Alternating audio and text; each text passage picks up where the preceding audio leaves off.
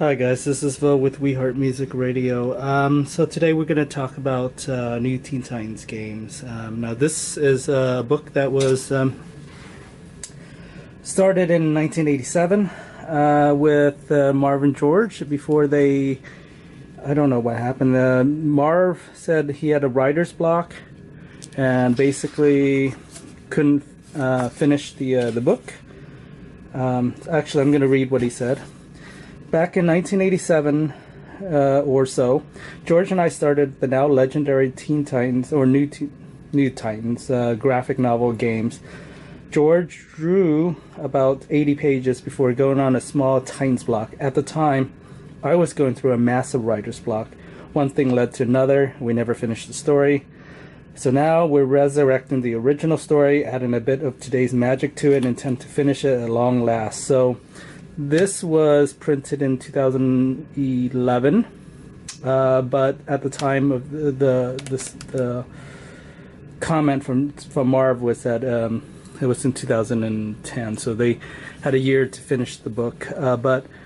So yeah, 80 pages of this was originally produced, and basically maybe fan requested this or whatever, and they decided to go back, and DC allowed it to be finally finished. So George drew an additional 40 pages and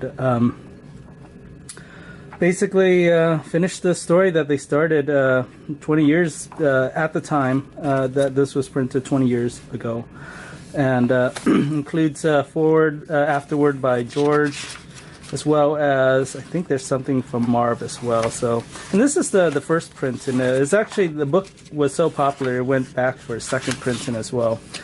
But let's see who did the inks. Mike Perkins was the original inker, and then Al Vey and George Perez handled some of the additional inks.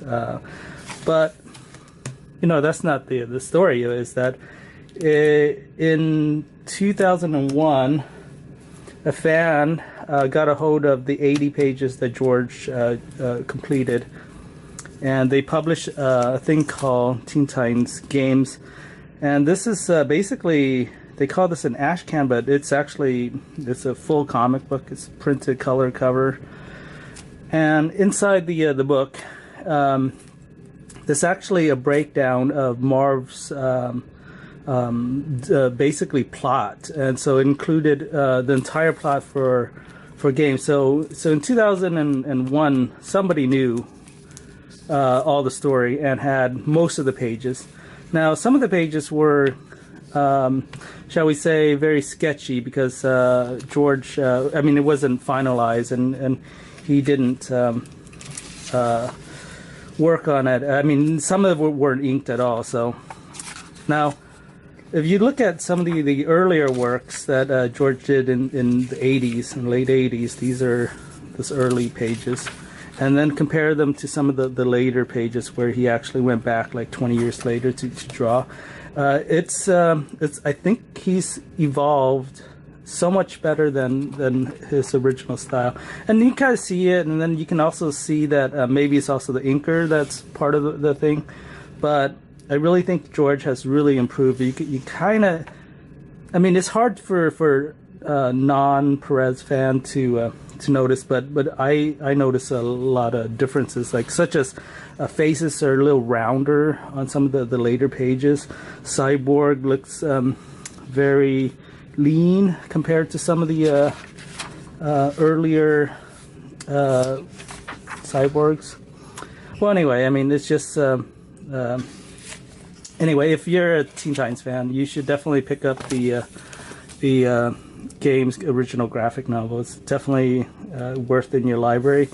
I don't know if you can actually find a copy of this, but if you do, they're quite rare, so good luck to you for finding the ash can. But it doesn't really add too much. I mean, get the original, the final print, because it's worth it.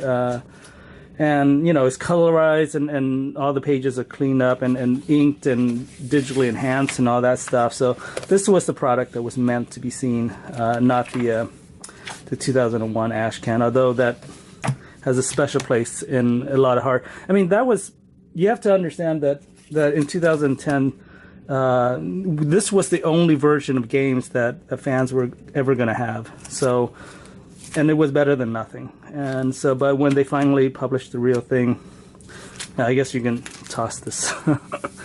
Anyway, thanks for watching.